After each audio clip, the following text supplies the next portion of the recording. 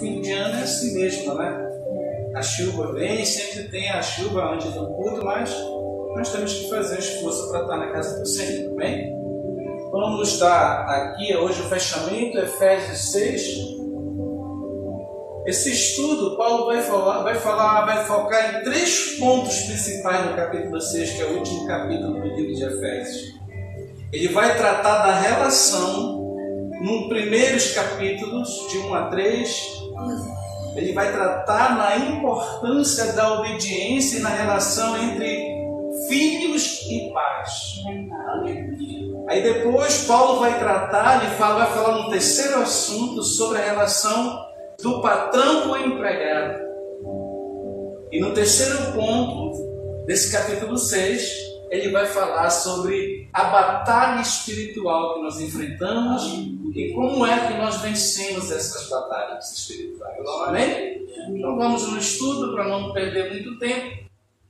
O estudo diz assim, nesse capítulo 6, Paulo encerra sua carta aos Efésios e após isso ele procura dar conselhos sobre as diversas maneiras e relacionamento que deve ser pacífica e unida. Este é o foco do apóstolo Paulo em toda quase suas cartas, é sempre abranger um aspecto de unidade em respeito, em amor, um relacionamento forte diante de Deus. E esse relacionamento abrange todos os aspectos da nossa vida, a nossa relação com a nossa esposa, com nossos filhos, os nossos amigos, os nossos parentes, abrange todos esses aspectos, amém? Além disso, ele mantém e abre os olhos dos cristãos para algo muito importante, que é a batalha espiritual, a guerra espiritual que nós temos na nossa mente. Todos os dias nós temos esse conflito na nossa mente. A nossa carne quer nos levar para um caminho e o nosso espírito quer levar para o outro caminho. E essa batalha espiritual não é somente da guerra da carne com o espírito, mas é em todos os aspectos, aquilo que sonhamos, aquilo que pensamos. Quando você está sonhando, tem sonhos que você sonha, sonhos bons, mas tem sonho que você sonha com peleja espiritual, com coisas assim, demônios querendo te tragar, te matar. Então é dessa batalha que ele está falando, que todos nós vamos enfrentar no dia a dia da nossa vida. Por isso que ele nos ensina sempre e direciona a viver uma vida de oração, de súplicas e de fazer a vontade do Senhor. Não tem para onde correr. Se a gente não orar, se a gente não congregar, não ler a nossa Bíblia, não tem como vencer a batalha espiritual. Sabe por que você consegue chegar aqui? É porque você tem vencido essa batalha, que não é fácil. A nossa carne quer o quê? Que a gente fique lá assistindo jornal, ou uma novela, ou um filme. O Espírito está falando, não, vai para minha casa me adorar, vai para minha casa aprender minha palavra. É uma guerra muito grande na nossa mente. E muitos não conseguem chegar até aqui porque a carne é que está dominando a sua mente. Amém? Essa luta, na maioria das vezes, é contra os espíritos malignos, ruins, o diabo e tudo que acompanha. E Paulo nos adverte a vestir a nossa armadura no Espírito Santo para poder vencer. Amém. Só tem uma maneira de vencer, a gente ir para a guerra. Você lembra do hino que ela cantou? Os guerreiros se preparam para a grande luta. É uma luta, é uma batalha espiritual no mundo invisível. E a gente só vai vencer, gente, se a gente tiver o Espírito Santo de Deus na nossa vida. Não tem para onde correr. Amém? Esse trecho nos remete ao que esperarmos encontrar na palavra de Deus, assim como o que o Senhor espera de nós, que é obediência e respeito. Se a gente não obedecer a palavra de Deus, obedecer o nosso pastor, a nossa liderança, a hierarquia que Deus colocou sobre nossos ombros, não tem nação, não tem comunidade, não tem igreja, não tem nada. Tudo vira uma bagunça. Você precisa obedecer à autoridade que é imposta sobre você. Isso é obediência, não é submissão. Vamos ver nesse estudo. Efésios 6, a introdução, trata-se de escritores judeus e greco-romanos concordaram unanimemente que as crianças precisam honrar seus pais. Já existia o mandamento de honrar e respeitar os pais, que incluía viver de modo a trazer honra a eles. Paulo está falando da sociedade judaica e está falando também da sociedade romana, que era que mandava no mundo nessa época. Já existia aquela figura dos filhos respeitar o pai, só que era uma criação muito rígida. Se a criança vacilasse, o pai batia mesmo. Eu cheguei com a minha de tabuada na mão quando a gente errava uma matemáticazinha, né? Então naquela época a rigidez era muito forte perante a criança, perante os filhos. Amém? Sim. Deste modo as crianças eram ensinadas, na época de Paulo, porém muitas das vezes usavam a força do espancamento. Mas Paulo era contra essa forma de educação excessiva do pai querer bater no filho. Só que às vezes tem que dar uma palmadinha, né? Mas uma palmadinha como assim, uma palmadinha educativa, não apanhar. Eu apanhei até de vassoura de açaí na perna, que pode comer, né? A mamãe, quando ela não era crente, ela dava uma pisa na gente, deixava amar. Porque naquele tempo a cultura, o modo de viver era muito rígido. Mas nem por isso, né? Foi a disciplina que foi imposta. Hoje é outro modo de ver o mundo. Mas Paulo nos ensina que não precisa ser excessivo para machucar o filho. Tem que saber disciplinar e dar o foco para ele através da palavra de Deus. Minha filha, porque naquele tempo eu não conhecia Jesus. Tem tudo isso também. Eu teve um ensinamento assim. Isso, porque era rígido a sociedade. Essa época que os pais espancavam os filhos. Os filhos tinham o maior medo dos pais. E Paulo está falando, olha, não precisa mais isso, porque agora vocês têm o Espírito Santo de Deus para dar o equilíbrio para vocês. Que isso aqui é a carne, né? Porque todo ser humano ele tem isso dentro dele e é preciso ser controlado. O teu ciúme precisa ser controlado, o teu medo precisa ser controlado, a tua ira precisa ser controlada, entendeu? Então é assim que funciona. Olha, a sociedade grega e romana era bastante dura com as crianças recém-nascidas. Já pensou no negócio desse? Com as crianças pequeninas, que não faz mal a ninguém, mas mesmo assim eles eram muito rígidos, essa sociedade pagã. Então em Efésios, capítulo 6, versículo de 1 a 3, Paulo vai falar dessa obediência que os filhos têm que ter com seus pais. É uma direção muito forte, isso aqui é promessa para a nossa vida. Por isso que ele começa o capítulo 6 dizendo assim, versículo 1: Filhos, obedecei a vossos pais em quem? No Senhor. Por que no Senhor? Porque no Senhor agora tem uma nova regra, um novo preceito, um novo mandamento, uma nova maneira de olhar o mundo e as coisas da sociedade daquela época. Amém? Filhos, obedecei a vossos pais no Senhor, porque isso é justo. Então, se o filho é obediente ao pai, e o pai também trata bem o filho, um ganha com o outro, um fortalece o outro. Aleluia, Deus. É unidade, gente, não tem para onde correr. é obediência, é respeito, e é promessa para a nossa vida. Por quê? Porque isso aqui é muito mais profundo. Filhos, somos todos nós, a igreja. Obedecei a vosso Pai, o Senhor. Então, quanto mais nós obedecemos, a igreja obedece o Senhor, mais o Senhor também vai retribuir essa obediência em todos os aspectos físicos, material e espiritual da nossa vida.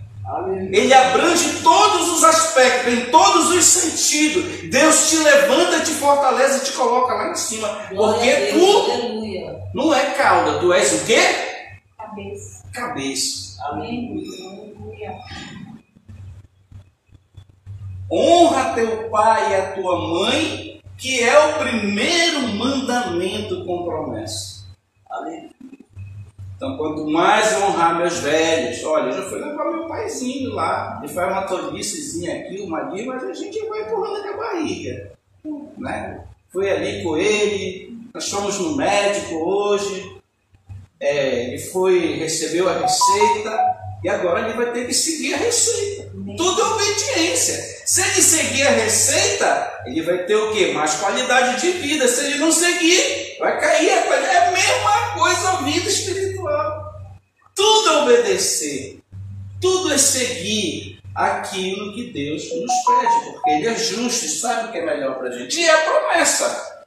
Para que te vá bem e vivas muito tempo sobre a terra. Glória a Deus. Então, quanto mais eu obedeço a Deus primeiramente e a meus pais que Ele me deu biológico nessa terra, eu vou viver mais nessa terra. As promessas virão sobre a minha vida muito forte. É por isso que todos os filhos obedientes Deus levanta muito forte. Aleluia. Você viu o que aconteceu na casa de Jacó? Quem foi que ele levantou muito forte? José, porque José era o mais obediente dos filhos de Jacó. É promessa, não tem para onde correr. Mas pastor, meu pai e a minha mãe é uma bênção, mas mesmo assim são teus pais, releva. Porque o ímpio não entende isso, mas nós que conhecemos a palavra, a gente tem que entender. O ímpio, ele contesta com seu pai, o filho contesta com o pai, o filho vice-versa, é uma briga, é uma guerra na casa, não tem paz. Mas se Deus te levantou lá como luz, como servo ou serva, aleluia,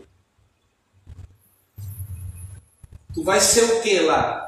Tu vai ser a luz, tu vai trazer a paz para aquele lá e orar pelos teus pais, porque é mandamento, é promessa. Por mais que ele te esfriando e puxa a tua orelha. Amém? É obediência, gente, não tem para onde correr. A preocupação inicial de Paulo era que os filhos respeitassem os seus pais. Você lembra lá do capítulo 5 que eu falei para vocês que a sociedade era matriarcal, a figura da mãe é que mandava na sociedade, e que tinha a grande Diana que mandava, que era dona de tudo lá, e que as mulheres abandonavam os seus lares, largavam os seus filhos, os seus maridos, iam para lá para o templo, para adorar Diana e depois se prostituir com as pessoas, com os mercadores que chegavam na cidade. E Paulo está dizendo, olha, a preocupação de Paulo nessa cidade era que os filhos respeitassem seus pais, pai e mãe, para que o lar não viesse a ser destruído. Aleluia. Amém? Existe a figura da mãe e existe a figura do pai que tem que obedecer. Ele diz para os filhos serem obedientes, como ensina a lei da natureza, a lei de Moisés e o Evangelho. Até a lei do ímpio, eles sabem. Porque existem muitas famílias prósperas que são ímpias, que não servem a Deus, mas são ricas. São milionárias, porque tu pode ter certeza que o pai preparou aquele filho, ele foi preparado para tomar conta do futuro das coisas do pai. As famílias mais ricas do mundo, Rothschild, Rockefeller, pode estudar a história deles. Os Morgan, pode estudar a história deles. Até os casamentos deles são com pessoas que ele conhece. É prima com primo, para ficar tudo ali entre eles. É o cuidado. Até os ímpios, quando eles são unidos, uma família unida, eles crescem, são ímpios. A graça é para todos, queridos. Mas a salvação é só para aqueles que creem em Deus e querem morar no céu. Amém? Glória a Deus. A palavra obedecer é diferente do termo submissão. A obediência envolve reconhecimento de autoridade. Por isso que Paulo fala também no capítulo 5 que a mulher ela deve respeitar o quê? A autoridade do marido. Não é submissão, é autoridade, porque o homem é o cabeça da família. A mulher respeita essa autoridade que está sobre ela e o marido ama ela por esse respeito. Aí o lar é uma potência.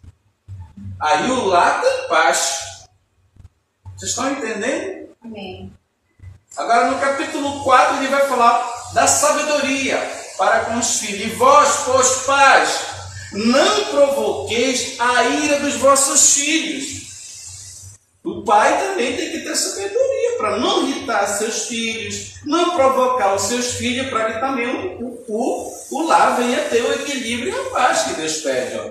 E vós, pais, não provoqueis a ira de vossos filhos, mas criai-vos na disciplina e na admoestação do Senhor, no caminho do Senhor.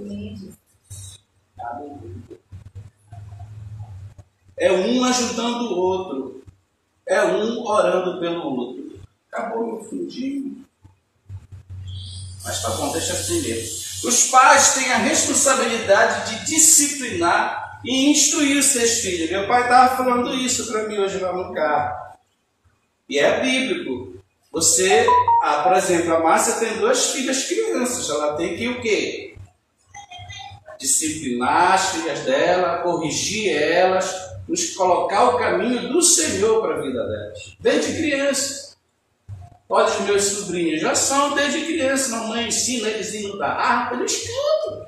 Isso é uma bênção. Por quê? Porque são ensinadas. E a criança, ela tem essa capacidade de aprender muito rápido tudo que tu ensina para ela, quando ela está com a mente dela aberta. O cérebro dela está novinha para receber muita instrução, muita coisa boa. Para filho também como coisa ruim. Paulo indicou que os pais homens não devem provocar a ira dos vossos filhos. Amém? A disciplina não deve ser feita com tirania, muito menos com ira. Porque a exortação no original grego não é do esculhambar, não é do ser bravo, não é do estar com ira, não, é do chamar o teu filho, conversar com ele, isso que é exortar. Você conversa com seu filho, meu filho, vem aqui, vamos conversar, vamos bater um papo, aí você conversa com ele, entendeu? Aí vocês se entendem. O que o provérbio de Salomão diz? Que a palavra branda espanta o quê? O furor, a ira. Então a pessoa ela tem que chegar com o quê? Com educação. Eu sou assim, se a pessoa chegar com educação comigo, ela vai receber muita educação. Mas às vezes a pessoa chega com um carrão de cena, a gente fica bravo. Quem é que gosta aqui que as pessoas pisem no teu carro? Ninguém gosta. Provérbio 8 ilostra isso.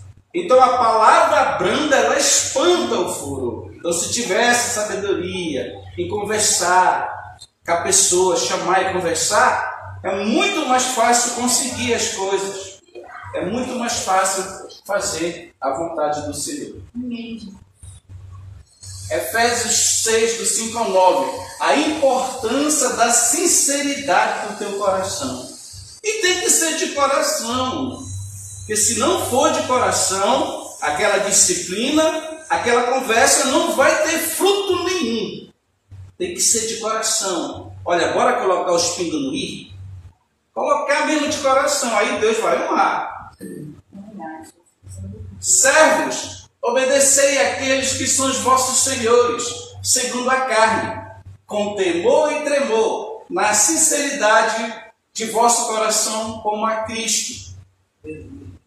Paulo está falando agora aqui da unidade do patrão com o empregado, que na época do Império Romano, você comprava escravo, você tinha vários escravos. Se você era um senador da República, tinha um poder aquisitivo forte, alto, era rico, milionário, você comprava muitos escravos até na feira de Roma. Essas pessoas vinham para servir dentro da tua casa e você tinha toda a autoridade sobre ele. E as pessoas tratavam seus escravos muitas das vezes muito mal. Enxutavam, era como se fosse um objeto. E Paulo está dizendo não, que agora o cristão que tiver um escravo tem que tratar ele no Senhor, com respeito. E ele obedecer também agora o seu patrão com todo respeito. Amém? Não servindo à vista como para agradar os homens, mas como servo de Cristo, fazendo a vontade de Deus de coração. Você vê que o texto sempre puxa primeiramente para Deus? Primeiro é para Deus. Porque se eu fizer para Deus, eu faço para o meu próximo. O que é que o texto diz? Amar a Deus sobre todas as coisas e o teu próximo como? Então, primeiramente é Jeová. Primeiramente é o Messias. Primeiramente é Cristo.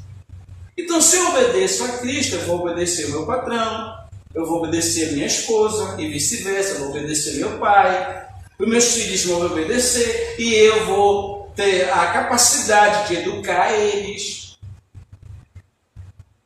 O problema é que hoje a sociedade está virada do avesso. Ninguém é de ninguém, ninguém quer saber mais de ninguém. Até a figura do pai e da mãe é somente o pai que teve, é biológico, mas que não vale mais nada. Mas para Deus não, você tem que respeitar o seu pai. Para Deus não, você tem que respeitar a sua mulher. Para Deus não, você tem que honrar o seu pai e filho. Porque é mandamento do Senhor com o quê? Com promessa. Para a gente viver muitos anos nessa terra. Por quê? A maioria dos filhos que se metem no crime, se metem no mundo da droga, vive pouco. Porque o pai está falando, meu filho sai disso. Aí o cara está lá no crime. Meu filho sai disso das drogas, o cara está lá. Aí só vai ter dois caminhos para ele: cadeia ou cemitério. Não tem para onde correr. Vamos lá até onde dá. Servindo de boa vontade como ao Senhor e não como ao homem. Se você olhar para o pastor, você não vem para a igreja, você só vem quando você quer. Mas se você olhar para o Senhor, aí tu vens. E nem precisa do pastor estar pegando no pé. Porque tu tem compromisso com Deus, com a obra dele. Ele está acima de tudo na tua vida. Quando a gente entende isso, é uma promessa de igreja vai embora. Que a pessoa, olha, servindo de boa vontade como a quem? Repita comigo, igreja. Servindo de boa vontade como a quem? Ao Senhor e não como aos homens. Mas é claro que você vai servir aos homens, porque você serve ao Senhor e o Senhor te dá sabedoria para obedecer à autoridade que está sobre ti. Aleluia. É por isso que a gente tem que respeitar as autoridades constituídas pelo Senhor. Pois é, porque todas as autoridades são constituídas. Não pode ficar falando mal. Pode falar mal. Dá a César o que é de César e dai a Deus o que é de Deus. Aleluia. Vocês podem comentar, gente. É um culto de ensino. Posso falar? Pode falar. Então, água. O homem, ele representa aqui na terra a Deus. Isso. Se você, como filho, e eu como pai, se você não obedecer ao seu pai, você não obedece a Deus. Isso. Porque ele é um instrumento aqui na terra para que o Senhor olhe e tenha respeito pelo nosso Criador. Porque o nosso Criador é dono da nossa vida. E a vida que está em cada um de nós, devemos ao nosso Senhor Jesus Cristo. Isso. Ele é o Criador do céu e da terra e de todos nós. Então ele não deu vida para que a gente possa seguir outros caminhos carnais. Sim, temos duas identidades, a material e a espiritual, mas a carne deve estar sempre mais prática que mais forte. E esse Senhor disse lá em Getsemane, quando ele estava no horto com Tiago, João e Pedro, Isso, que ele foi orar, que ele voltou, os três estavam dormindo. Ele disse: levantem, vocês não puderam orar comigo uma hora acordado. Ele disse: na verdade, o espírito está pronto, mas a carne é fraca. Verdade. Obrigado pelo espaço. Então é isso, gente. Servindo de boa vontade, você tem que servir a Deus voluntariamente. Porque se você servir a Deus só porque o pastor te cobra, uma pessoa te pede para ti, você está indo para a igreja só por status. Por isso. Deus, ele quer compromisso com a sua igreja. É compromisso, olha, servindo de boa vontade como ao Senhor e não aos homens. Mas é claro que a gente vai servir aos homens. É claro que a gente vai ter uma sociedade melhor nos preceitos do Senhor, não nos preceitos do homem. Por que está essa guerra toda aí? Essa politicagem toda aí? Vivo. Porque as pessoas não estão olhando para o Criador. E não estão obedecendo as autoridades. Não estão um metendo pau no outro. A gente vê que é uma coisa... Pessoas evangélicas Pois é. falando mal, dizendo Não que pode, a pessoa- falando palavras obscenas, palavras feias. O que é que o crente tem que fazer? Orar, gente. Defesa. Orar. E Deus faça a vontade dele. Sabe? A gente só ora e entrega na mão de Deus. Porque não é por força. Nem com A gente vai ver já já isso. Olha aqui. Sabendo que toda a boa coisa que cada um fizer para Deus, o mesmo ele receberá de quem? De mim? não. Hein? Senhor. Do Senhor. Seja ele servo, seja ele livre, seja ele escravo, seja ele livre. Por isso que a No recompensa original. vem dele. Amém? Quando eu entendo isso aqui, meu Deus do céu, eu sirvo a Deus de boa vontade, a Ele, porque eu tenho compromisso com Ele. E quando eu faço isso através dessa obediência, sabendo que toda a coisa boa que cada um fizer nessa terra, o mesmo ele receberá do Senhor. A recompensa pelo seu trabalho, porque Deus não deixa a sua descendência mendigar o pão. Verdade. Ele abençoa com promessa. Glória a Deus. Aleluia. Eu creio, Pai. Pode falar, pai. Ele veio, Senhor, para os doentes, Isso. não para os salvos. Os salvos não precisam, santo. Isso. Não precisam, são salvos. Por isso que ele deixou 99 lá no outro e foi à busca da ovelha perdida. O bom pastor. Então, o bom pastor faz isso. Ele pastoreia e as suas ovelhas conhecem o seu pastor e o seu pastor conhece as suas ovelhas. Até a voz dela ele sabe. Vê bem, mas quando o Senhor,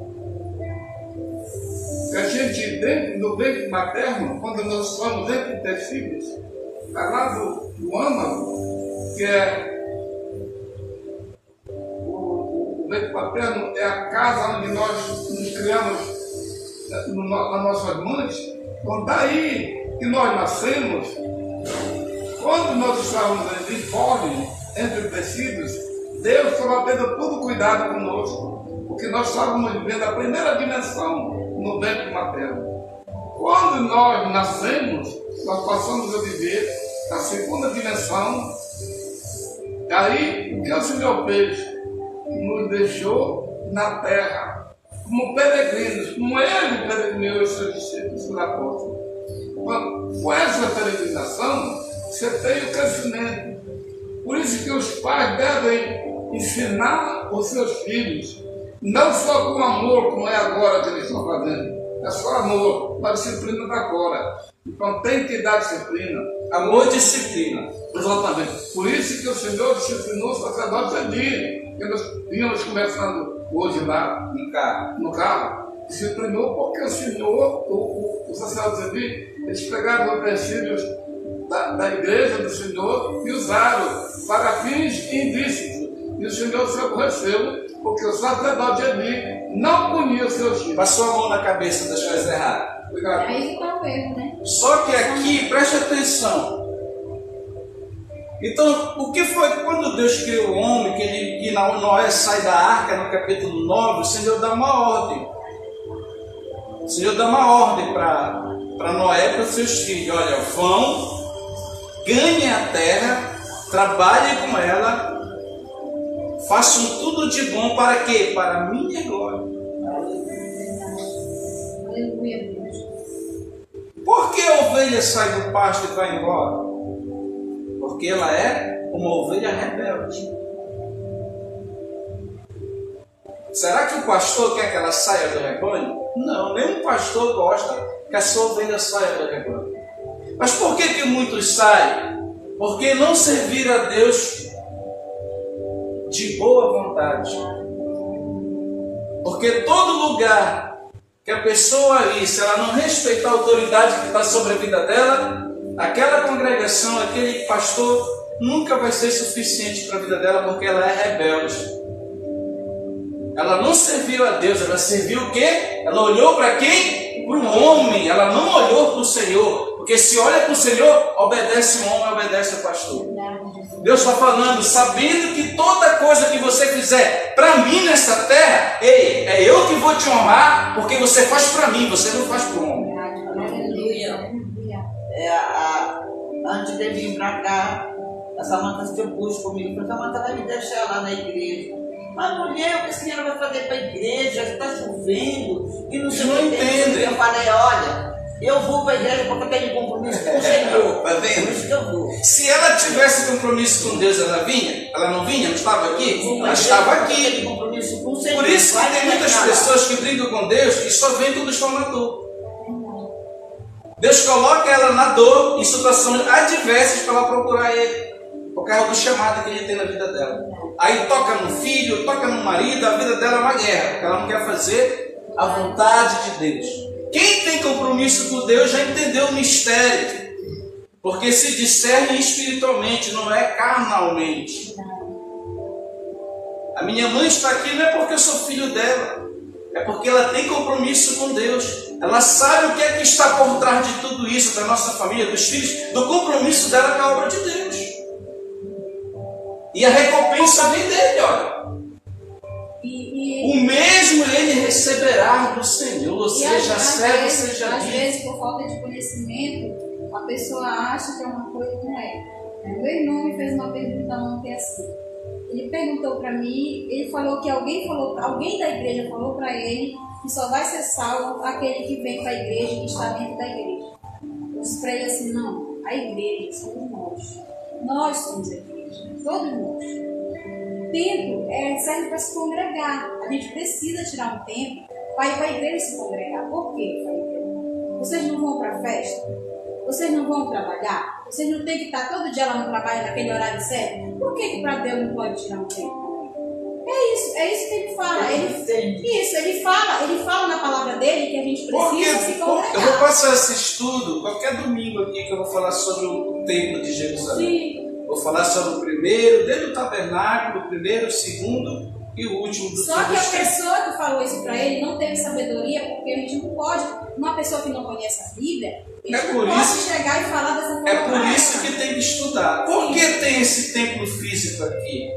Porque Deus quer que cada corpo, que somos nós, é uma igreja, se reúne em unidade para adorar a Ele. Ele quer essa adoração. Entendeu? Ele quer essa adoração congregacional porque é bíblico. Então rasga a Bíblia. É bíblico. O problema é que hoje as pessoas estão seguindo pastores que têm canal no YouTube, que não congregam, não sabem nem a vida do cara, não sabem o que ele faz. E é fora dos preços. Não é errado você seguir lá o pastor Antônio Júnior ou qualquer pastor. Você pode. Eu tenho um canal no YouTube, você pode me seguir lá. Agora, você não deve deixar de congregar. Porque Deus, Ele quer que cada um traga o quê? Uma palavra, um salmo, um louvor em unidade, em assembleia. Igreja é eclésia, é reunião de pessoas no original.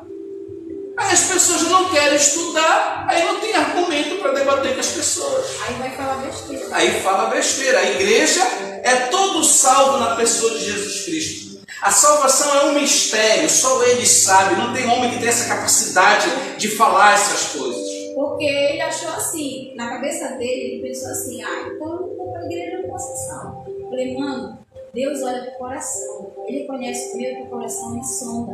Entendeu? Então, a igreja está se congregando. A maioria das pessoas que pensam assim, que foram aceitar a Jesus, confessaram, entregaram a sua vida para ela, mas são os desigrejados, que a gente fala, que estão na sua casa, que convida lá a irmã para ela. É engraçado, né? É muito engraçado. A pessoa sai, abandona o ministério e vai para a casa dela e convida alguém do pastor para orar na casa dela. Ela está toda errada, está toda sem direção de Deus, porque ela tem que servir um pastor. Senão Deus não instituía o pastor. Não tinha pastor, não tinha mestre, não tinha ninguém. Aí sim, aí é para tu seguir, tu vai fazer o que tu quiser, o que tu quisesse na tua casa. Não é errado tu fazer teu culto lá.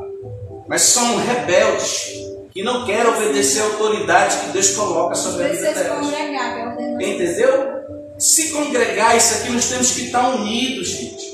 Porque é nessa unidade que de repente chega um ímpio aqui, a palavra está sendo manifestada, Deus pode fazer um grande mistério aqui, salvar, curar aquela pessoa, e aquela pessoa vai sair daqui, olha, eu fui, não conhecia Deus, Ele mudou minha vida, Ele me sarou, Ele transformou, Ele fez um grande milagre. Você viu que eu preguei sobre o gadareno que Deus fez na vida dele? É para isso que serve um milagre. Deus faz um milagre na tua vida, é para te servir a Ele e respeitar o teu pastor. Amém? O reino de Deus tem hierarquia.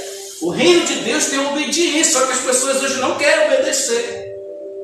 Aí a vida dela vai ser só altos e baixos. E é o fim dos tempos, é os dias de Noé. Olha, e vós, senhores, fazei as mesmas coisas para com eles, deixando as ameaças, sabendo também que o Senhor deles é o vosso até no céu. E não há exceção de pessoas com Ele, porque Deus ama todo mundo. Mas não é porque Deus me ama todo mundo, que eu vou servir a Ele do meu jeito. Não é do teu jeito, é do jeito de Deus. A pessoa tem que entender que no reino de Deus tem regras, tem preceitos, tem mandamentos a se seguir. E aqueles que batem de frente com o ungido do Senhor só vai quebrar a cara. Vê se Davi quebrou a cara dele. Por quê? Porque Davi conhecia Deus. Se Davi não conhecesse a Deus, ele tinha matado Saul. Mas Davi reconhecia a autoridade que estava sobre a vida do rei Saul. Faria eu contra um ungido do Senhor? E Saul perseguindo Davi, mandando caçar ele em todo o território para matar ele. E na oportunidade, Davi não matou Saul, sabe por quê? Porque ele servia a Deus, ele conhecia a Deus. A gente não mata ninguém. É um ungido do Senhor. Agora a direção, o pastor, ele é o guia da igreja. Ele é o guia do seu pasto. Olha, minha filha, o caminho é esse. Mas a vida é tu que escolhe. Glória a Deus. Assim, no Antigo Testamento, o Novo Pacto também dá diretrizes sobre servos e a escravidão. Aquilo que eu falei, desde tempos antigos, existiam esses servos, esses escravos, essas pessoas que serviam as pessoas de posse. Abraão tinha muito escravos, seus servos, 318 ele tinha. Ele era um homem de muitas propriedades, fazendeiro muito rico, Abraão era.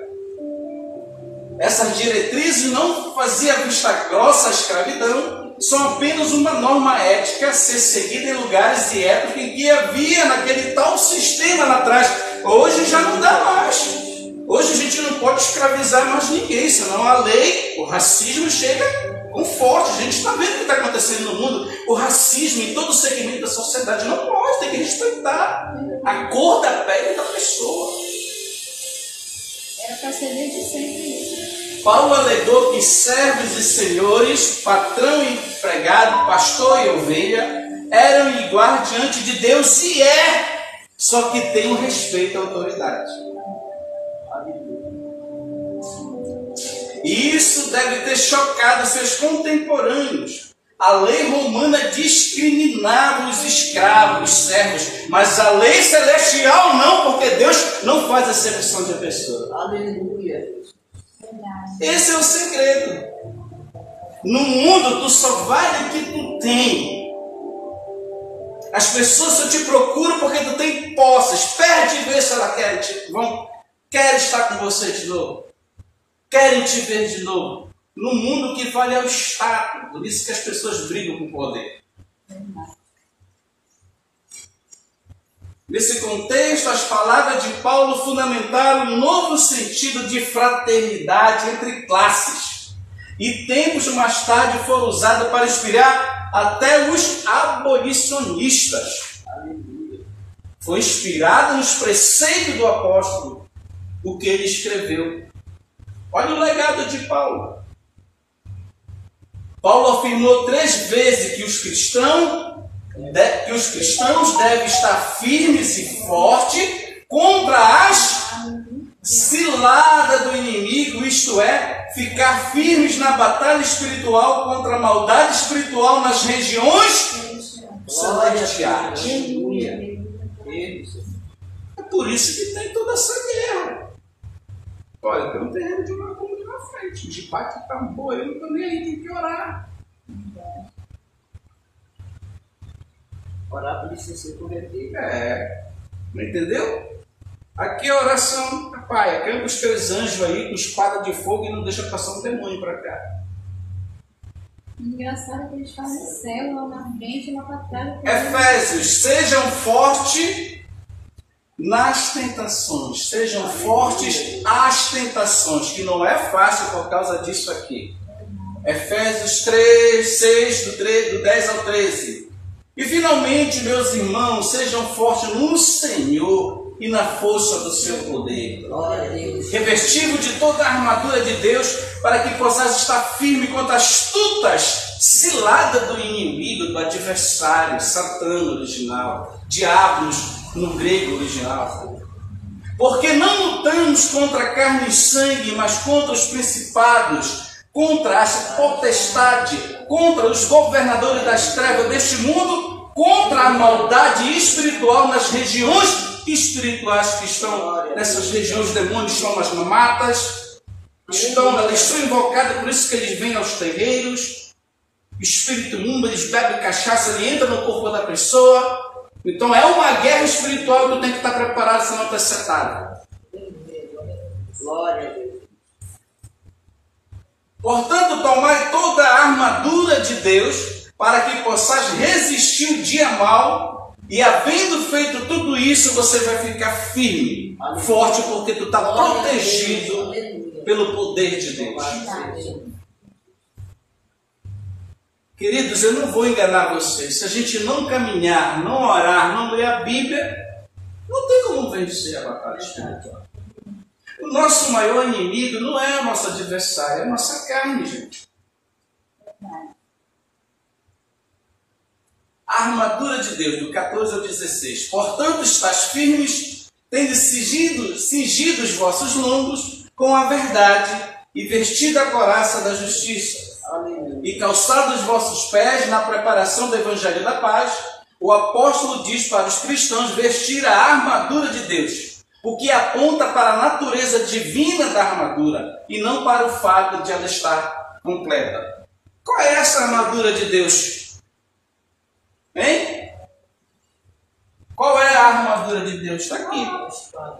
Hein? Ela é a espada, ela é a armadura, ela é tudo, é a palavra de Deus.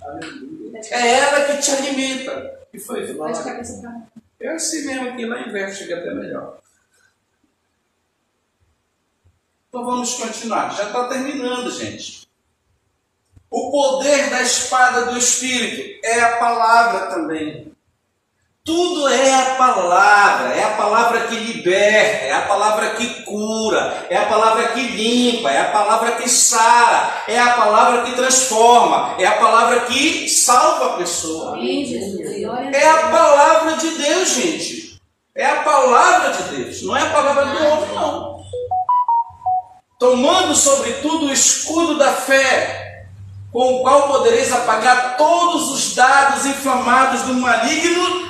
Se tu tiver fé, tu não pode só ler isso por ler, tu tem que crer, tu tem que ter fé, que isso é a verdade, é a palavra. Amém. Senão não tem efeito na nossa vida. Aleluia. E tomai o capacete da salvação e a espada do Espírito, que é o quê? Palavra de Deus. Ele fez o resumo todinho para chegar aqui, ó, na palavra de Deus. É a palavra. Aleluia. Então, quanto mais eu leio a palavra, mais eu alimento a minha mente e meu espírito. Aleluia. Mas eu deixo de estar pensando em coisas que não é para mim pensar. A guerra é na mente. Só havia uma arma de ataque nessa armadura, uma espada curta usada no combate próximo pelos soldados romanos. Esta espada simboliza a palavra de Deus. Por sua finalidade, conteúdo e origem, a Escritura, a palavra de Deus, pode ser descrita como palavra fiel e confirmada em Hebreus, Pedro, Timóteo, e algo que permanece para sempre, porque Jesus Cristo é o ontem, hoje e sempre será eternamente Deus. Glória a Deus. Aleluia. Amém, Jesus. Glória a Deus. Efésios 6, 18 ao 20, o poder da oração. É mais um ponto agora que ele vai falar.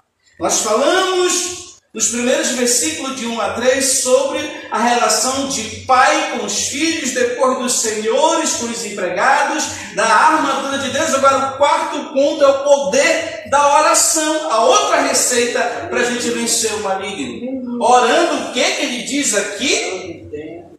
Orando o que, gente? Orando em todo o tempo, com toda a oração e súplica, vigiando nisso, porque não é fácil, com todo o que? A perseverança e súplica por todos os... Você não ora só por você, você ora por todo mundo. Verdade, Jesus. Pelos missionários, pelos pastores sérios desse país, pelas pessoas que estão nos hospitais, pelos mendigos, pelos viciados, pelas prostitutas, pelos presidiários, pelo traficante, pelo macumbeiro. Você tem que orar por todos os santos. Aleluia. Não é só pela tua família e por você. Orando em todo o tempo. Então, pastor, vou orar 24 horas. Não é isso que o texto está dizendo. E vai dizer que você tem que ter uma vida constante de oração. Todo dia você tira um tempo para orar, para se alimentar, para te fortalecer no Senhor. Aleluia. Você não pode espiritualizar tudo e ficar 24 horas de jejum orando, que você vai estar fugindo do padrão de Deus. Também ele está falando que a gente precisa primeiramente orar pelos outros. Porque às vezes a pessoa começa a oração orando por ela. O certo é orar pelo outro. É uma oração intercessória. É uma oblação de amor, se chamar. Pois é, quando a gente for orar, a gente apresenta primeiro a nação, as pessoas, as nações que estão em guerra, as crianças que estão com fome, morrendo de fome no mundo. Só que no Brasil a fome é 33 milhões de pessoas que passam fome só nesse país aqui. E no mundo, milhares e milhares, principalmente no Congo, na África. Amém? Enquanto a gente tem nosso charque com açaí e nossa mortadela, tem pessoas que nem isso tem, nem um ovo para comer com pão. Aí nós temos que orar, interceder, porque a gente pensa que é só a gente que sofre e passa necessidade. A gente não sabe nem o que é sofrimento. Aleluia. Ele fala para mim, e por mim, que a palavra me seja dada, para que eu possa abrir a minha boca ousadamente para fazer conhecido o mistério do Evangelho. Ele queria aparecer aqui.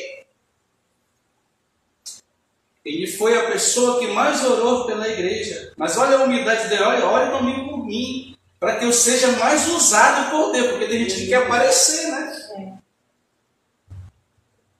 Tem pessoas que querem aparecer. E o pregador de Deus, Não, ele manda a pessoa orar para ele, para que ele seja usado ainda mais por Deus, para que a palavra se expanda. Essa é a visão de Paulo. Olha o que ele diz: para fazer conhecido o mistério do Evangelho, para que eu venha ser instrumento de Deus para a salvação das pessoas, para a restauração das famílias, da unidade da família do pai com o filho e a mãe.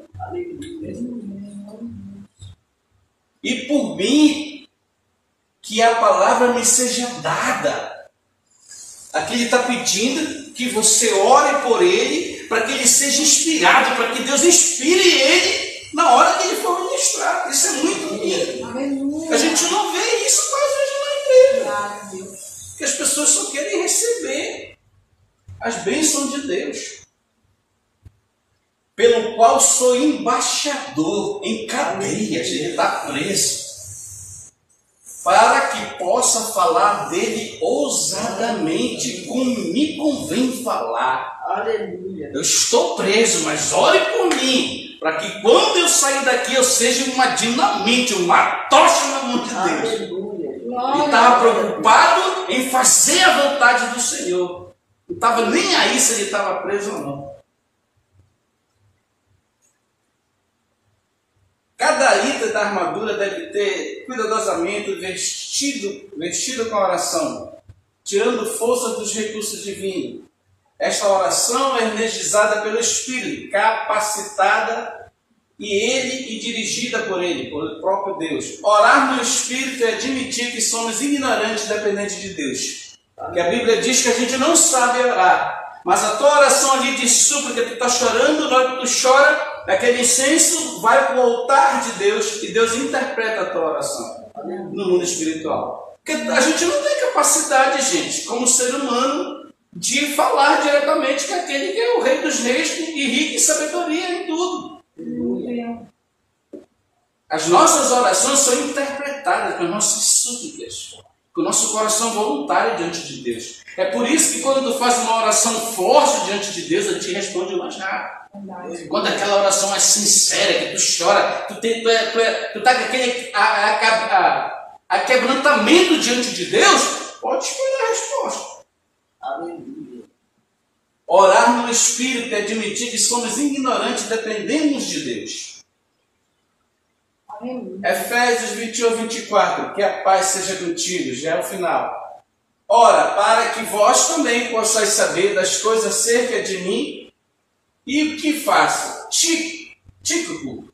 Esse Tíquico foi um dos colaboradores de Paulo mais importante. Ele fica meio anônimo na Bíblia, as pessoas não falam muito dele. Mas ele foi a pessoa que ajudou muito a espalhar essa carta aos Efésios, porque essa carta não ficou só na cidade de Éfeso.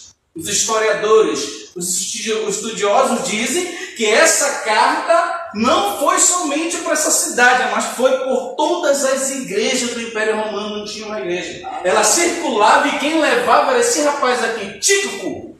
O nome esquisito, Tíquico. Irmão amado e fiel ministro do Senhor, vos fará saber toda essa coisa. Esse homem foi um dos homens que mais ajudaram o apóstolo Paulo. Ele ia lá, pegava as cartas e distribuía por todas as igrejas. Olha aqui, irmão amado e fiel e ministro do Senhor. Glória a Deus. O qual vos enviei para o mesmo propósito, para que conheçais as coisas a nosso respeito, e para que ele console os vossos corações quando ele pregava. Esses homens tinham muita autoridade espiritual. Você já pensou ouvir uma ministração do apóstolo Paulo? Hein? Ouvir uma ministração desses homens cheios do Espírito Santo de Deus, com a essência do poder de Deus?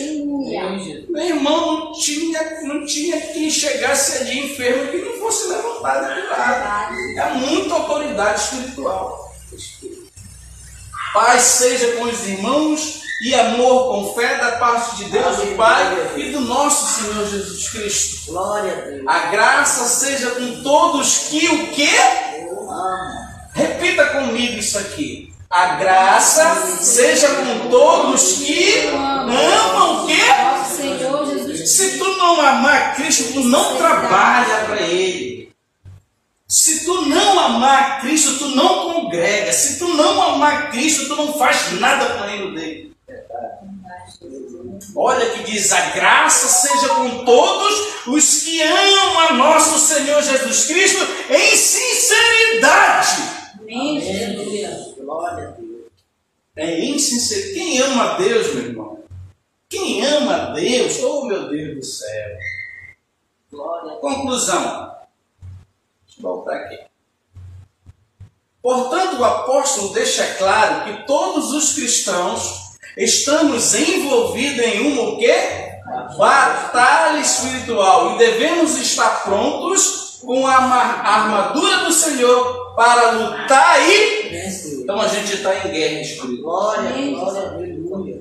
Quando a gente vence a nossa guerra, quando a gente vence essa batalha, a gente fica mais forte e somos todos fortalecidos no Senhor.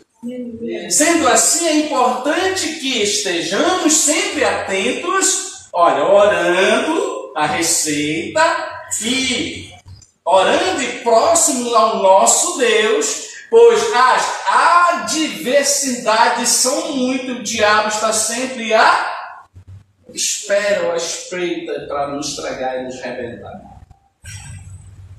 Tem condicional, olha aqui. Atentos, orando, as adversidades são muitas, os conflitos, todo dia que a gente enfrenta, o dia mal que chega, aquele problema mal resolvido, um filho que adoeceu, um parente que morreu, aquele dia que Deus testa a nossa fé para ver se a gente é crente. Pois as adversidades são muitas, e o adversário sempre está ali como um leão querendo nos tragar. Rugindo, Pedro diz.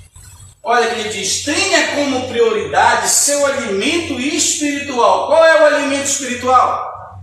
A palavra de Deus. E revista-se todos os dias da armadura de Deus, palavra de Deus.